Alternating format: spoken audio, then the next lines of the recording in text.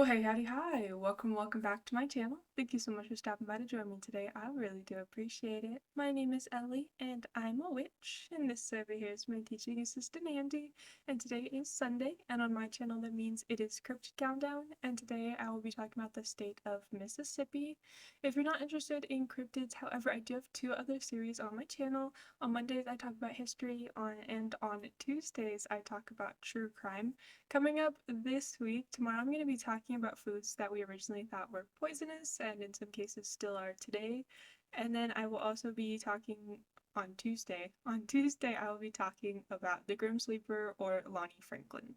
So I took a little bit of an unplanned hiatus. I brought into the new year COVID, which wasn't fun, and then as soon as I went back to work, immediately got a flat tire. So the first week of January just sucked for me.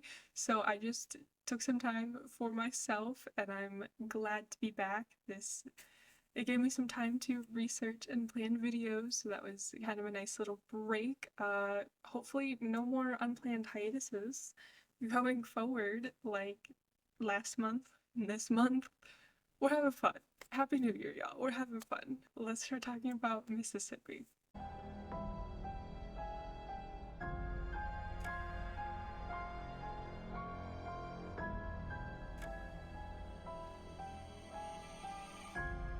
So I'll be talking about Mississippi today, and I only have two cryptids for you. I have the Pascagoula River aliens. I'm not sure if you'd classify that as a cryptid case. I don't really, because it's aliens, but this is the thing that pops up the most whenever you look at the cryptids of Mississippi, and I thought it was a really cool story. And then my second favorite cryptid of all time, Man Bat. I love Batman and love Man Bat as a villain, but the cryptid Man Bat is so funny to me. I love it. He's my second favorite, Mothman being my first favorite. So until I talk about Mothman, this will be my all-time favorite cryptid video on my channel because I just love it so much. So the Pascagoula River aliens, this story takes place on October 11th of 1973, and that is the night of the alleged abduction on the Pascagoula River. So Calvin Parker and his friend Charles Hickson were fishing on the river as friends and as new colleagues. So Parker was just 19 at the time, about a month away from his wedding, and he just dreamed of this simple life. Now, the two men had gone to a part of the river they weren't supposed to be at.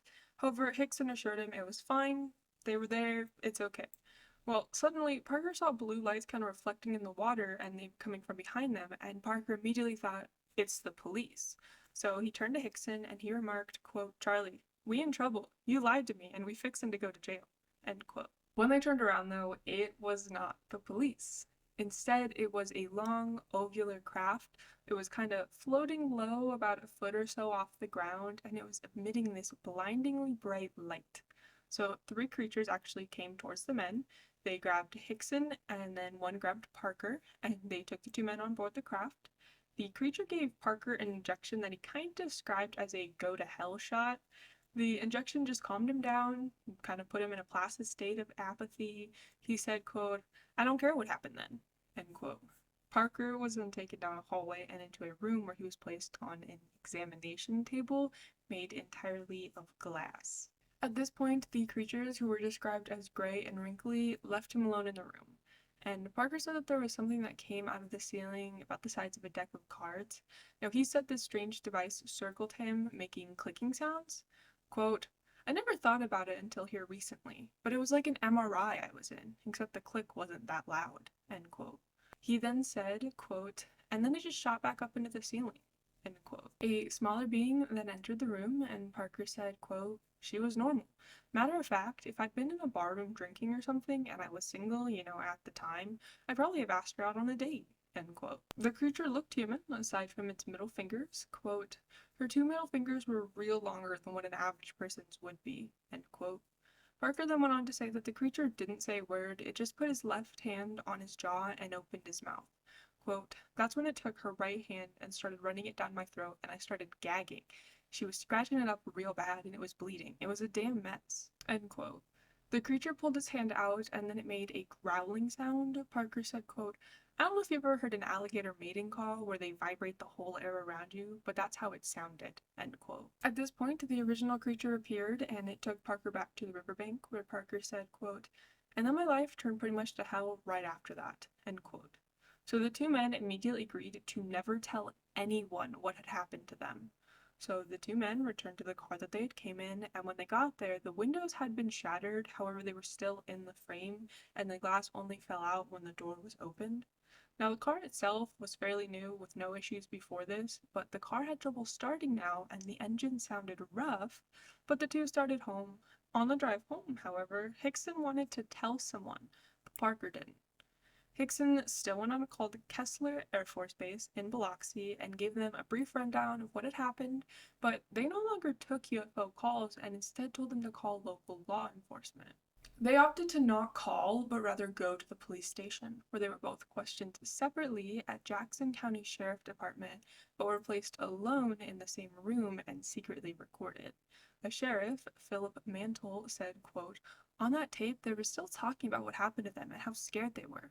I think Calvin's almost praying at one time, end quote. The two left the station and once again agreed to tell no one.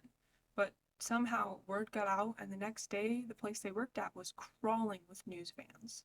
It wasn't just reporters though. Two ufologists, Dr. J. Allen Hynek and Dr. James Harder, were in Pascagoula within 36 hours in hopes to hypnotize the two men in order to obtain information. Now, because of all this media attention, Parker unfortunately lost his job. He then returned to Laurel, hoping to get away from the event. He said, quote, and it started from there. It was a roller coaster. I went to work, the reporters would show up at work while I was working, and the people you work for eventually they get tired of it. So I'd lose another job, end quote. Due to all this, he began going by Randy, saying, quote, and this is where I went from there, to hide. But this has followed me all my life, end quote. He moved himself and the whole family every time he had an issue when someone would recognize him. Overall, though, many people don't believe this story. Quote, we took polygraph tests, voice stress tests, been hypnotized 3 times, had more credible witnesses than any case around, and more credible people talking. But see, back in the 70s, people thought he was crazy to have done something or seen something like that, end quote. Not many believed Parker, and that was really hard for him. He went on to say, quote, my daddy-in-law didn't believe me when this first happened. He told my wife, you don't need to marry him, and all that stuff. But he came back and said, son, I owe you an apology. I didn't believe you when that happened, but I've seen some things since then, and I believe it. There is no doubt in my mind that this happened to you, end quote. Now, Parker was a religious man who wanted to be a preacher, however, he gave that up after this event, saying, quote, it took so much credibility away, and that I wouldn't have enough people come in that would believe me, I didn't think, end quote. At one point, a documentary reporter asked him, how would you feel if I told you I didn't believe you? Parker's answer was, quote, you know, fella, that's your opinion. If you want to believe it, you can. If you don't, you don't. I know what happened. I know I'm telling the truth, end quote. Hickson died in 2011, and Parker has been enjoying the simple life that he always aimed for. So the other cryptid that I will be talking about is Man-Bat, and this one is a goofy story, and I love it, so bear with me a little bit. So, Man-Bat. There have actually only been a few sightings of this very elusive cryptid, the most well-known being in 1991. Now, this sighting was by an underage witness out on the town with friends. The group was hanging out outside of a liquor store hoping to convince someone to buy them alcohol. Around 9 p.m., someone did buy them some beer, and they went to a local park. Before they could open a drink, though, something strange happened. The witness said, quote, we pulled up to the park and started to get out of the truck. We had not opened the booze, so the booze did not influence us. I was sitting in the middle, and my friend was getting out the passenger side door.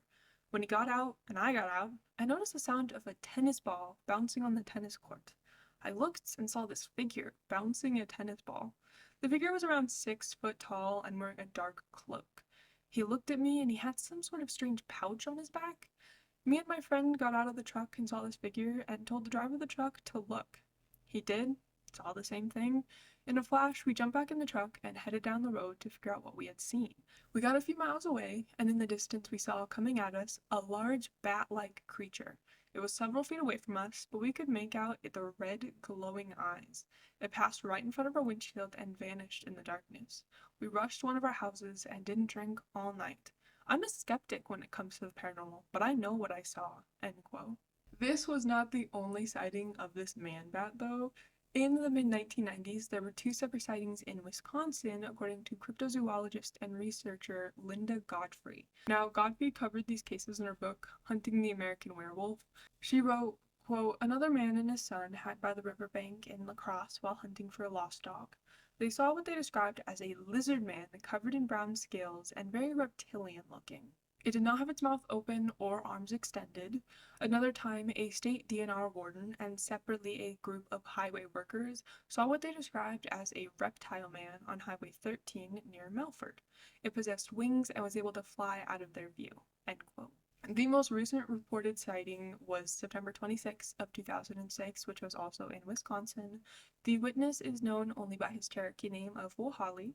So at the time, Wohali was driving with his 25-year-old son when they were startled by the sight of a creature which they described as, quote, "bat-like, man-like creature around 7 foot tall with a 12-foot wingspan, possessing the muzzled face full of visible sharp teeth, and was remembered as looking very angry." End quote.